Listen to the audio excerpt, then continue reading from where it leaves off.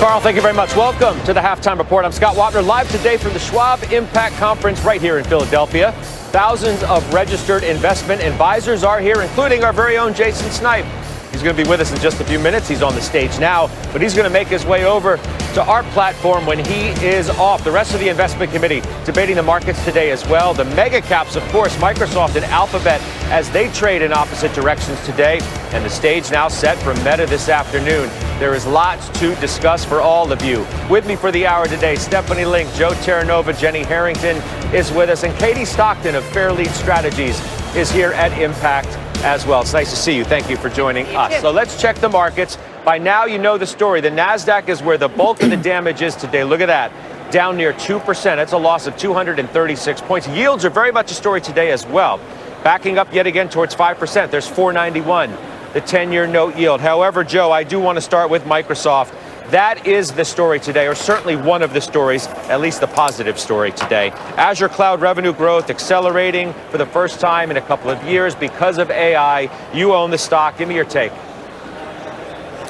Well, it's good that we saw our cloud services growth back above 28%, which was the expectation that I had on Monday. That's where it needed to be. But overall, the impact of what we expected from Microsoft on the market itself, its ability to stabilize the market, it obviously is not present. And Scott, the reason it's not present is these stocks are called the Magnificent Seven. Now we're down to the Magnificent Five. We've lost Tesla. We've lost Alphabet. We'll get into the reasons why we lost Alphabet in a few seconds. But just overall, for the ability of Microsoft to stabilize the market, and obviously the reason that it's not, you needed all of the Magnificent Seven to push up against a lot of very troubling signals within the market itself. I think we've done, at least myself, I've looked towards this Magnificent Seven and I've looked away from the troubles. But what's going on this month in real estate? What's going on this month with the banks? What's going on with the financials, the response, the reaction to earnings? And let's remember something. The reaction to what is very good earnings so far has been horrific. We're seeing the revenue growth at 4%. We're seeing the earnings growth at 7%, but stocks are not reacting accordingly. And that's why we're in a very uncomfortable place right now. 4,200, the technical level's holding us up, but the rise in yields, we're pushing up down against that, and we're below the 200-day moving average. Look like we're going to close below it for the second time in the last few days. Yeah, Joe makes a lot of good points, Jenny. So give us your view. We're barely above 4,200. We're, teetering a little bit there. The tech trade, I don't know if it looks tired to you, but these stocks have done so well that these earnings reports we're going to have to knock it out of the park, so to speak, to keep up the momentum. And it just doesn't look like that's going to be the case. Yeah, so I don't think it's just tired, Scott. I think it's thoroughly exhausted. And it's really interesting when I take Google and Microsoft versus my portfolio yesterday. So you've got, Alphabet, where they had amazing numbers, right? Like they beat by $1 billion on revenues. Earnings came in 10 cents ahead. Stocks down 9%. Microsoft plus 26% on earnings. Stocks, meh. And I think that is because when they're trading at 30 times and 27 times and they're up as much as they are on the year, they are thoroughly exhausted. Then I take that and I look at what happened in my equity income strategy yesterday, and it's kind of stunning. Yesterday I had Verizon, 3M, Nextera, where I own a convertible preferred, and Dow, and they had perfectly lovely earnings. Nothing spectacular, no up 26%, but you know what? These guys are trading at 8 times earnings, 10 times earnings. And you had Verizon, where all they did was beat by 4 cents, stocks up 9% yesterday. That's crazy, but when you're trading at 8 times earnings with an 8% dividend yield on it, there's no exhaustion. So I see what's going on in the last 2 days as actually meaningful, and I think it is rotation out of those that are exactly as you said, tired, exhausted, and into those who've been waiting on the sidelines. I think it was Andrew yesterday morning, Andrew Ross Sorkin, who said something interesting when they were looking at Verizon pre-market, and he said, I was driving and listening to the radio, and he said, I didn't know the market allowed Verizon to go up. And I think that's felt true for a lot of these kind of old line companies. All they need to do is give solid earnings, and I think there's significant upside ahead. So I see a rotation in leadership developing. All right, so Katie, it's a perfect segue, I think, to you. And Jenny uses words like total exhaustion, right? You make your living looking at the charts. It's certainly at one part of what you do. You're overweight tech, the XLK. How do we view these now as these reports start to trickle in? Well, I would disagree. I think it's actually pretty encouraging to see Microsoft, which is an absolute behemoth, gap up on its chart. It's gapped up through some short-term resistance, and that's right around, I'd say, current levels, really. So as long as it holds current levels, it will have a short-term breakout. And then we have the final resistance really within reach for Microsoft. Imagine a market in which the major indices are going down and Microsoft is making new all-time highs. That would be hard to imagine given it's the second largest component in the S&P 500. So I wouldn't minimize the price action in Microsoft today. It does show a reaction to oversold conditions. And we also have to keep in mind that Alphabet was really the one that hadn't really corrected yet. So I don't want to say it's a positive, of course, to see it gap down, but it hadn't had that same level of a corrective price action. You make a good point there because it was up 14 to 15% since its last earnings report, or roughly thereabout, right, over the last 3 months. So to your point, it had really run up into the report. That's right. So it was more overbought. So you think about coming into a report overbought. It's a harder sort of, I guess, proof point for the market. And of course, Microsoft was relatively oversold compared to Alphabet. So we are encouraged by the action. I think tech has maintained the relative strength on the large cap front. What we really need to see from the market now is for that to expand to small and mid cap tech. All right. So in other words, Steph, don't give up on mega cap just yet, right? I mean, that's essentially Katie's message here, is despite what you're looking at, which looks ugly in the NASDAQ today, Microsoft is a pretty good tell. The momentum is still there. Stock could push to new highs in her estimation. What do you think? Well, I think, they're very over-owned, right? So I think that you have to keep that in mind, but you are getting growth. I mean, Azure at Microsoft grew 29%. It accelerated from 26%. Even the PC business rose 4%, which no one was talking about, which, by the way, is positive for the stock I own, which is CDW. Google, Alphabet, same thing. I mean, you are seeing substantial growth. So if you see some Meta, I think you're going to see also substantial growth. The same thing with Amazon. And I think on a pullback, I'm looking to add to all of these. As you know, I'm underweight tech, but I'm looking for opportunities because I think this is where the growth is going to be. And I think as they pull back, the valuations get a little bit easier to digest. They're not cheap by any means, but they are behemoth. And they have a lot of tailwinds going with them, especially AI, which we're in the first inning with. You know, you make a good point, and you said it yesterday that, the big question was if these stocks pull back, in your mind, they would be bought. That's in part what was going to hold them up in the face of some turbulence within the market. And then today, I see that you bought Alphabet. You bought Alphabet, which was down, I don't know, what is it down now? 9% now? It's the worst day in about a year, at least. So why does Stephanie Link buy Alphabet today? Because you have growth, you have a great company, a fabulous management team with a great balance sheet, lots of cash flow, and the stock's on sale. And that's what I do. I like to buy the number one or number two company in any given industry. And when it pulls back for whatever reason, if I think my thesis on owning it, if it hasn't changed. And to me, they just reported 46% earnings growth, 11% revenue growth. Advertising, which is 80% of the company, grew 9.4% and accelerated for the last 3 quarters. That's what I care about when I think about Alphabet. Cloud, I know, is important, but it's 13% of the total revenue of the company, and it still grew 23%. I understand operating margins and why people are upset about it, because they were a disappointment. That's why the stock is down almost 10%. I'm using that as taking advantage of that and adding to it, because I do think it is attractive for the long term. I think they will be a very big winner in cloud. I think you have the big three. They're all going to win. And any given quarter, one takes a little bit of share, the other takes a little bit of share. I think this is actually absolutely an opportunity. And I always say earnings season is silly season. We see overreactions all over the place. And we're going to talk about another one that I bought in the B block. But I want to use my cash to be adding to good companies. But the third place player within cloud, I mean, you can make an argument now, especially where AI is going. The third place player can't afford to lose market share.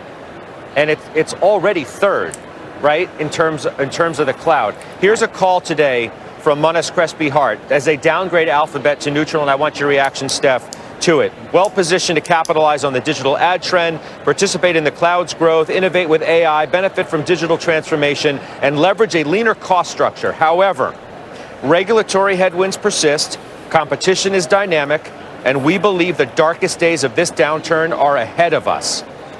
Wow. It's pretty bold. I don't know how to address the regulation. That is an overhang on just about all of these companies. And so, you know, these guys have a lot of cash. They can write a check. So I don't want to dismiss it, Scott, but I kind of discount it. And I do think that the bulk of this company is still in massive growth mode. Right. So if you look at search, up 11.4%, YouTube up 11.3%. I mentioned that overall advertising accelerated.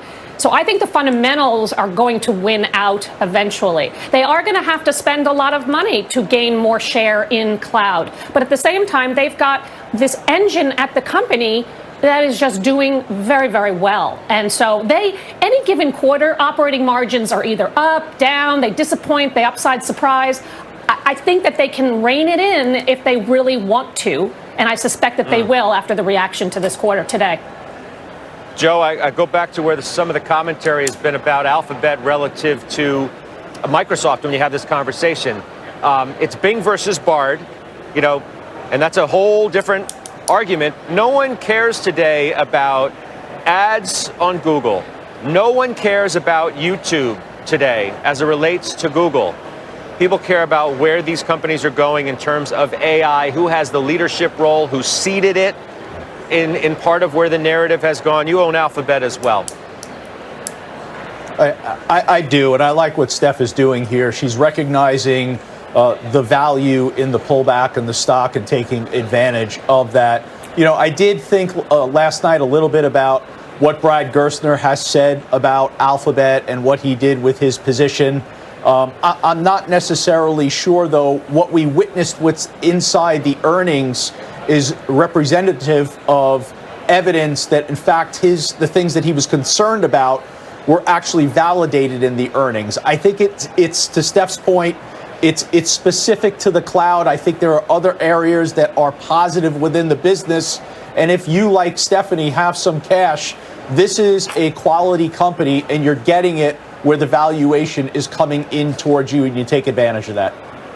Well, I remember the conversation that I had with Bill Ackman last month at Delivering Alpha, where he was essentially, you know, talking about, you know, the Gerstner perspective, who was also there speaking about the trade that he made, and versus his own perspective was like sold to me.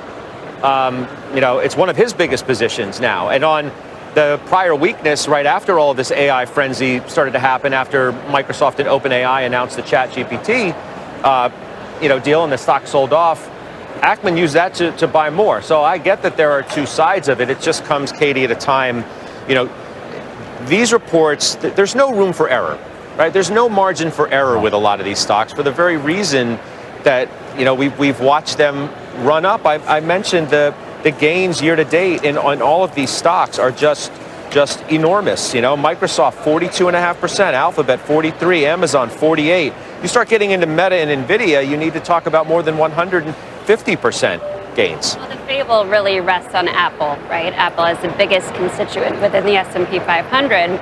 Now, I like Stephanie's willingness to revisit these stocks into weakness, though, because that's hard to do. It's when sentiment is somewhat bad, right, and people are scrutinizing these earnings reports. A good rule of thumb in terms of gaps, when you look at a gap down, if you see Alphabet in particular rise into that gap within the next week or so, that tends to be a positive. It suggests that it's actually overdone on the downside short term. So we like to use that metric in terms of revisiting these stocks. All right, so Jenny, Meta, now the stage is set and maybe the pressure's on even more, right, for a stock that's done so incredibly well. But after what we just got and the reaction in the market, and what we're witnessing in the NASDAQ today. Tell me what you're thinking here for a stock you own. I think it's really challenging. So remember, we owned Meta this time last year when it was trading around $90 a share. And as it's shot up, we've trimmed it a couple times this year because that is just prudent portfolio management. So now we sit here today with the stock over 300 and we're balancing out what's out there. On the one hand, you've got 19.3 times multiple on it. You've got 6% free cash flow yield. Earnings for 2024 are going to grow by about 25%. 25 should grow by 17%. So from a math perspective, you have a pretty reasonable valuation and really compelling earnings growth. On top of that, you have 42 state attorney generals that are suing, saying, hey, this is predatory to children.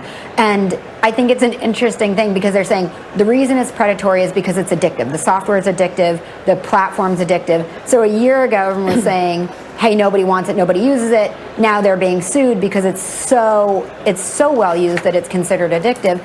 It's a really tough kind of balance right now to figure out what to do about Meta going forward. I think we're more likely to use it as a source of funds rather than add to it, but we're not selling it quite yet because that math is really compelling. One other thing on the predatory and addictiveness, this is hard for me personally to deal with. You know, as a mom, my kids have no Instagram, no Facebook, nothing. For me personally, I love it. I think it's great, and it's a wonderful way for me to stay in touch with friends who I wouldn't otherwise. So I really see both sides of this platform, and that, frankly, echoes back to the investment position on it, which makes it hard. I think it's a challenging investment right now. Right. All right. But the math is there. Okay. Yeah, Steph, I know you've been trimming Meta, over the last 6 months at least. So now how are you feeling into this quarter as you use the opportunity? Because remember, let's remind people, right? You had sold Alphabet originally to buy Meta. You had a big debate on the program about that. So now you're back in Alphabet. What's the state of your Meta position here? I mean, I still like it. I think the advertising results at Alphabet bode very well for Meta. They also have very easy comparisons. You also have kind of a stable environment, like on the macro front, like a little more stability there. And I think Reels is just getting going. So I think the quarter is going to be fine. It's all going to depend on their cost guidance, Scott. $96 to $102 billion total expenses. That is the bogey. If they do below that, and that's the guide for next year, that's good. If they actually go to the high end, the stock's going to get clobbered, just because it has done so well. But it's much smaller position for me. I still like it. I still think the valuation is reasonable for what you're getting. So we'll have to see what it does. But I sold a big chunk all along the way on the way up, and we'll see if it pulls back. I might add to it as well. But I am going to continue to build out the Alphabet position. All right. Well, you let us know. And what about you, Joe? You have it as well in the Joe T. Listen, I'm somewhat concerned with Meta. I think it's kind of stretched. I'm also concerned when we look into 2024 what the spending ultimately might be. So I'm not inclined to add here to Meta. And as I said at the top of the show, I think we're down to the Magnificent Five, and that's a little bit troubling for me from a technical perspective. Yeah. Did you have a question for Katie quickly? I do, Scott. It's great that Katie's on the show today because there are so many people that are looking at the charts right now and realizing that 4,200 is a significant level in the S&P. If you go back to June 1st, that's exactly where this market broke out through the month of June, through the month of July. Katie, how should we think about the significance of closing below 4,200? And in addition to that, how do you think about a second consecutive close below the 200-day moving average? When does it become validated? When does it become relevant for technical purposes? And before you answer that, we are literally right at 4,200 as you're going to give your answer to Joe and our viewers. So I'll preface your answer with that. I would say we have to look at these support levels as cushions, not precise points. They never are precise in that there's just too many market participants to allow them to be that. Our support zone is actually 4180 to 4195, so it's a bit lower than that 4200 threshold. And so for us, a decisive breakdown would mean a move below 4180. That's actually a Fibonacci retracement level, Joe. And there's also former resistance at that 4195. So I'd be a little bit more generous It is a critical juncture without question. The 200-day moving average has not proven to be a very significant support level, but it kind of bolsters the zone of support potentially. So with oversold conditions in place on both the short-term charts, the intermediate-term charts, and then also some oversold readings in breadth and sentiment, I think it's pretty intriguing that we have this kind of compelling risk-reward ratio. We know what our risk is because we're going to stop out below that 4180. Yeah, before we take a break too, let's just show, so we showed you 4,200 on the S&P key level. Let's just show you the 10-year note yield again, because it was moving back towards 5%, which has really been a line in the sand in terms of the comfort level for some investors as to where they were thinking all of this was going to go. I bring it up to you as you see 491 here because B of A says that they think peak yield pretty close. And on the other side of that, you've also got Deutsche Bank. Well, not on the other side, but in addition to that, Deutsche Bank today, Joe, says we recently closed our tactical underweight in equities and turned bullish again. So, look, it's easy to run with a nervous crowd. And they admit that they're contrarian, but they find more evidence, they say, that their thesis of global growth is more resilient than expected. And then that's going to rule the day. You want to address that, Joe, quick before I take a quick break?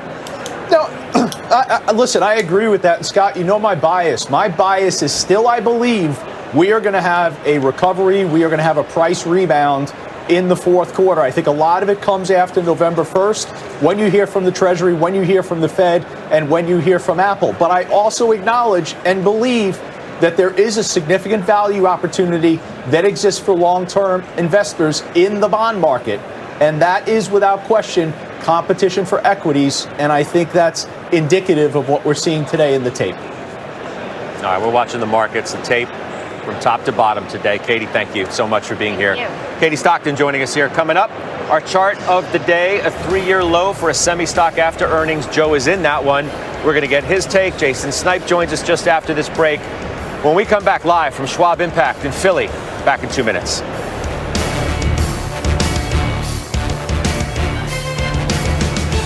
We're back live at Schwab Impact here in Philadelphia. Jason Snipe is now with us. I thought maybe you were ducking us after those Alphabet results, but no, you showed up. You're a good man. All right, I mean, Alphabet, Microsoft. I'd be remiss if I didn't get your take, even 100%. Though we discussed it in the A block, and we're going to get to so much more coming up. But what do you think? Yeah, so for me, clearly it's a cloud miss for Google, and I think that was the issue for the print. But again, beat on the top and the bottom line. Google for me, as we talk about the AI blip early on this year, I think that was somewhat of a challenge. But clearly, obviously, Microsoft is in the lead. Microsoft is obviously the intensified growth of Azure. Well, I'm going to ask you straight up: are you worried about your stock position in Alphabet today? I'm not because I really like the ad. The advertising revenue is obviously growing significantly. YouTube revenue is really strong. So for me, I think they're moving into the cycle and really starting to build their position in the AI space. And I think this is just a little blip in the road, but they'll catch up. Okay, well, you heard Stephanie Link buying it on the pullback too, so I hear you on that. All right, our chart of the day, Joe, we're going to do it because it's Texas Instruments. Chips are a laggard today. Texas Instruments hits a 3-year low on the earnings there. You own it personally, you own it in the T, so you got a lot at stake on this one, and there it is, down 4%. Yeah, I'm not sure why this is chart of the day. Chart of the day should be something that looks really good. You have to turn the chart upside down for this to look good. This is awful, right? You need to turn your Texas Instruments frown upside down. Yeah. So this is an analog semiconductor, okay? It's underperformed the entire industry year to date. There's a certain point at which you get frustrated, Scott, because you've heard from myself and so many others, what do you want to buy? You want to buy balance sheets, you want to buy return capital to shareholders, you want to own quality. Well, all right, a semiconductor, there's no more of a qualitative semi than Texas Instruments, but revenue's down 10% this year. They're doing awful in an environment where I'm told that the industrial sector is doing really well and benefiting from infrastructure spend. They're making chips and electronics for the industrial machinery industry. How is your revenue down 10%? I don't understand that. There's something that is idiosyncratic about this company where they've lost their way. And it's a shame that they've lost their way because this has been a signature name to own when you're looking at semiconductors. Yeah, you know, Steph, I'm looking at some of these names today. You got Broadcom is certainly one of yours. That stock's down a little more than 2%. Forgive me for looking away from the screen, but between Broadcom and Lam Research, these chip stocks are just not trading all that well today. Well, they've had a really nice run, and actually last week Lam Research reported earnings, and I added to it because I do think you are seeing a bottoming in the memory market. It's not happening as quickly as people expected or want, and the stock was up 50% into the print, but they did increase wafer fab equipment spending targets for the second time this year, and that's a leading indicator for the bottoming in memory. And so I think this company is something like $40 a share in earnings power, making it 16 times forward estimates very attractive. Top of the line management, good balance sheet. Oh, and by the way, structurally, their margins are much higher than past cycles, which is very encouraging and good for operating leverage.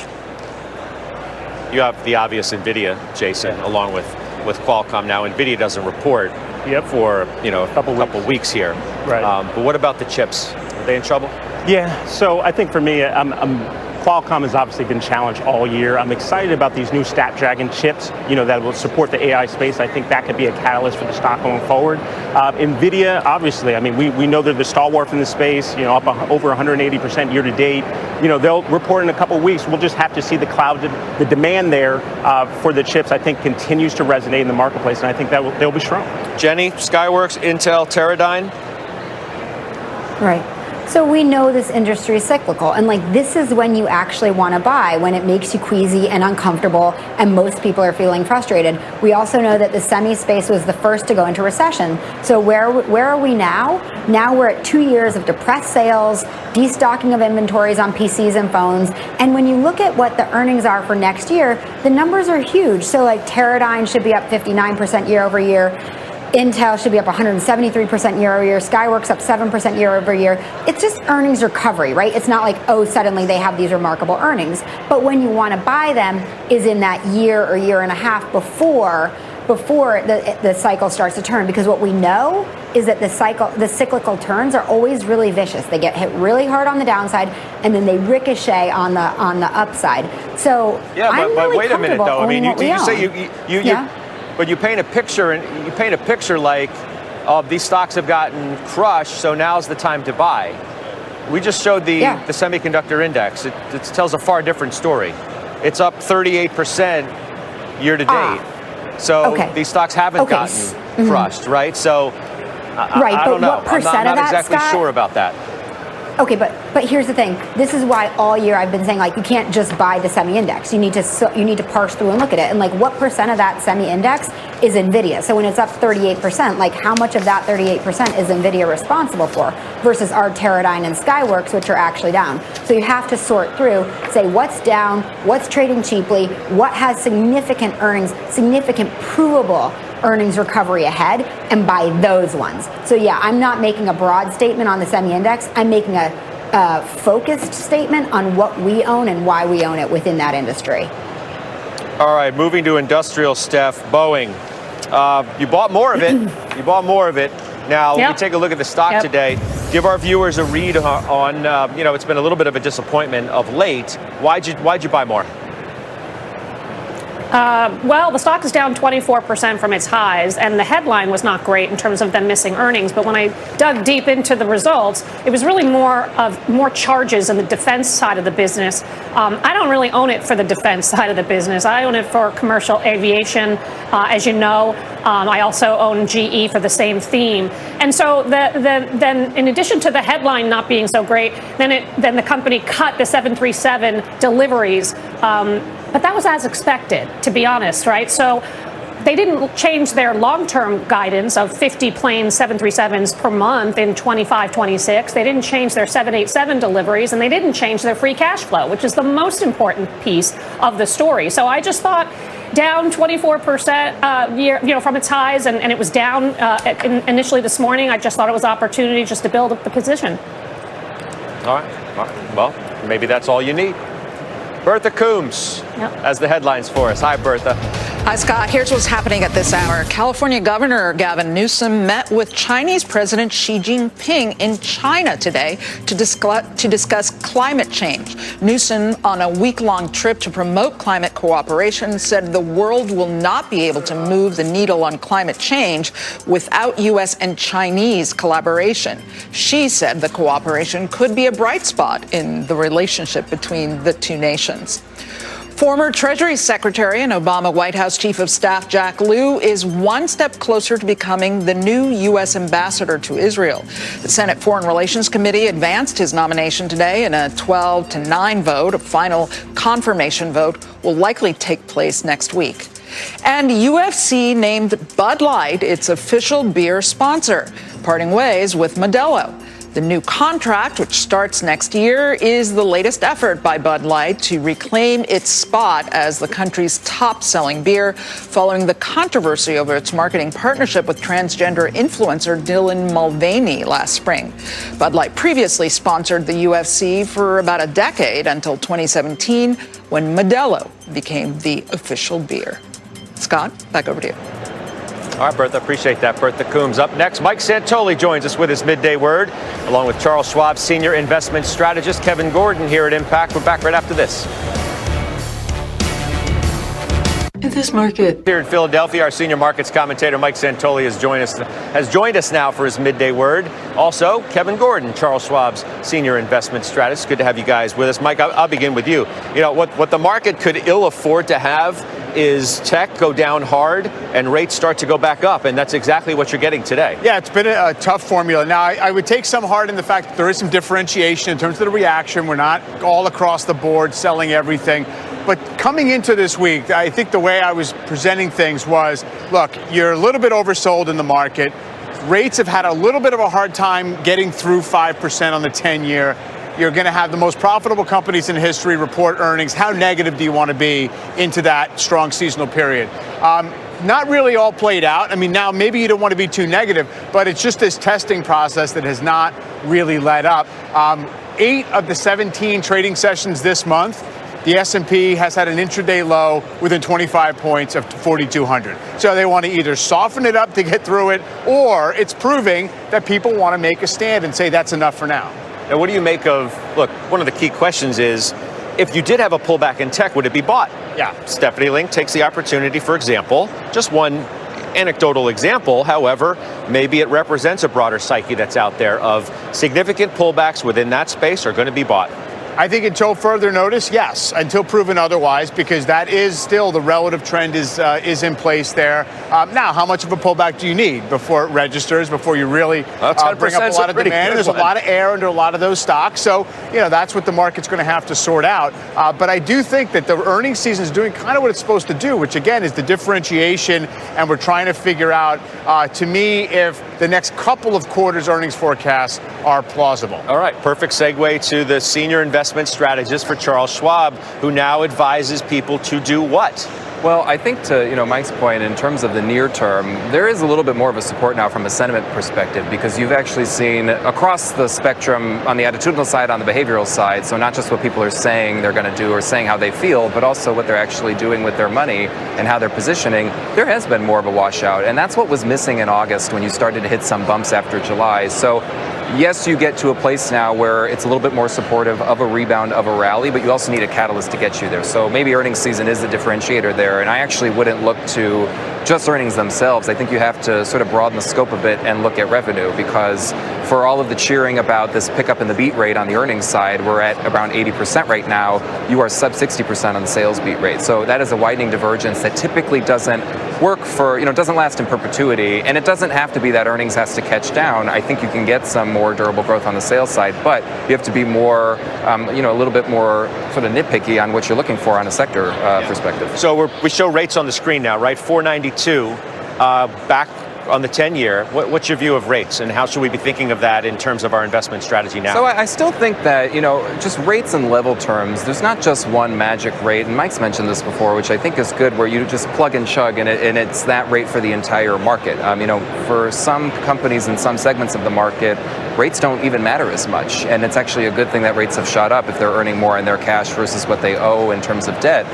So I think it does come back to the volatility of rates, and one of our secular themes right now and what we're starting to see and expecting to see is this turn back to what was this temperamental era from the 60s to the 90s, where you had more of a persistence in the negative correlation between bond yields and stock prices. That seems to be the case now, although the positive caveat is that it's not as severe as it was from that 30-year period. So, inflation was a much bigger problem. We don't see a repeat of what we had in the 70s or the 80s. The dynamics of the economy are just different. So I think different in a better way. But I would be on watch for that, and especially for sectors that just don't benefit from that environment. And it's your traditional defensives like utilities that don't.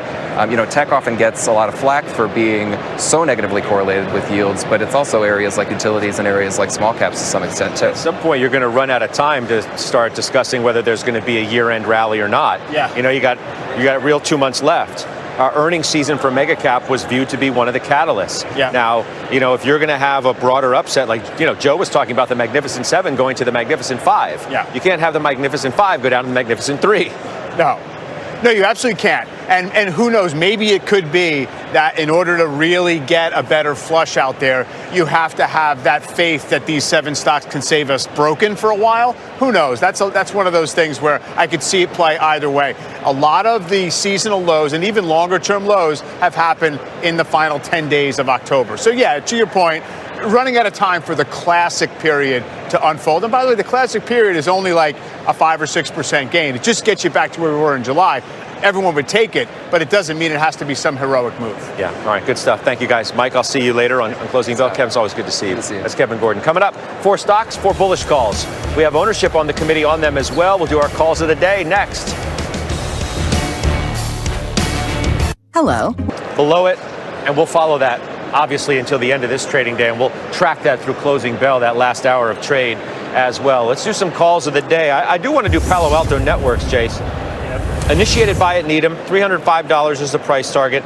It's transformed itself, they say, into a stalwart in cybersecurity. You own it. I agree with that 100%, Scott. I mean, clearly Palo Alto's had a phenomenal year to date. It's up 80%. Revenue growth last quarter of 26%. Now they guided to around 19% revenue growth and 20% EPS growth.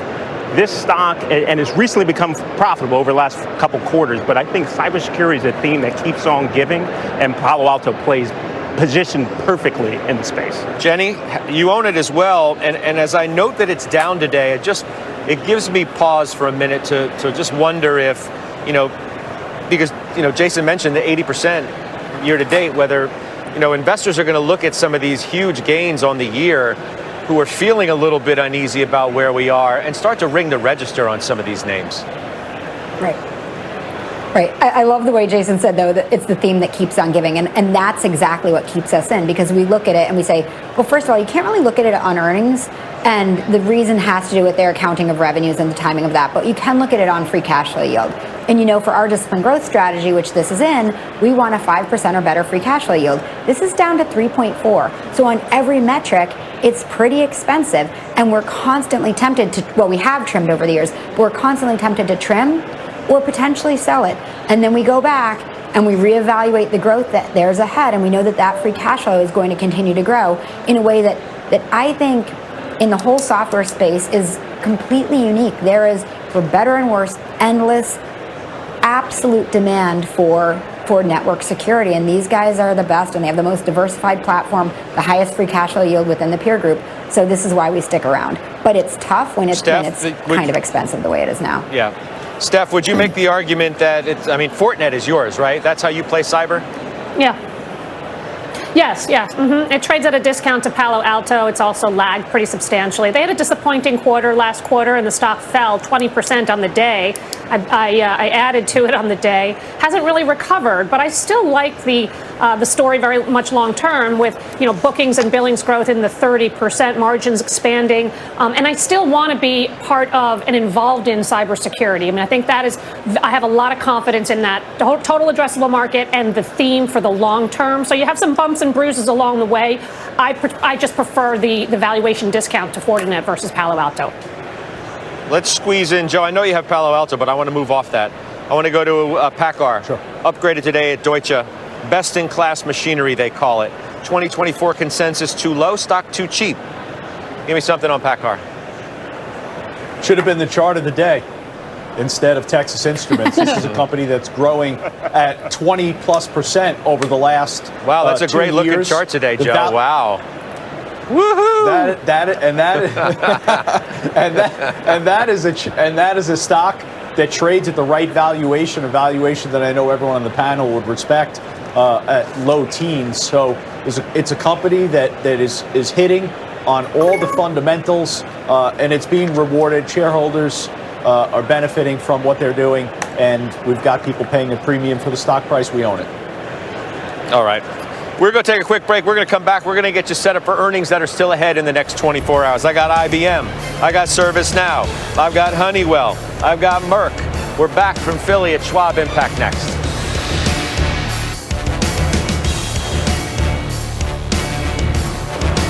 Well, we're just showing you the NASDAQ. That is not the picture that you were hoping for today, I know. Down 2% and sliding a little bit as the show's gone on.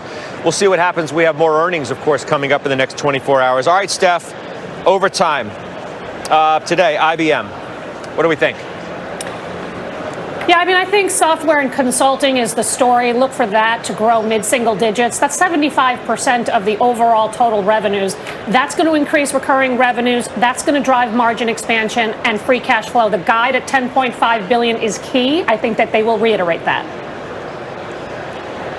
Jason, ServiceNow today in overtime as well? Yeah, I mean, obviously the stock's performed really well year to date. It's up 38%. I think for me, I'm really focused on the public sector business. That's where a lot of their business is. Again, they had revenue growth of 46% in the last quarter. Revenue EPS growth of 46% and revenue growth of 23%. So let's see how that works out. You want to take Honeywell too, because it's before the bell tomorrow? Yeah, Honeywell's been a little bit challenging, down 16% year to date. Really focused on aerospace here. I think I look at Honeywell as a tech industrial. So they have a diversified product mix. Hopefully we'll see some runway there. All right, Joe, Merck, tomorrow before the bell. Personally and in the Joe T, you have this. So what's your read? Absolutely, one of my favorite names over the last several years. It's really going to come down to Keytruda. We need to see that blockbuster cancer drug revenue come in well above $6.3 billion. Overall revenue, we're looking somewhere around $15.3 billion. Analysts have been raising estimates on Merck going into this earnings report. So it's easy to say by the pullback. They're going to need a little bit of a better than expected earnings report here, I believe, for the stock to rebound. All right, good stuff. Thank you for that. We'll take a quick break. We got final trades next.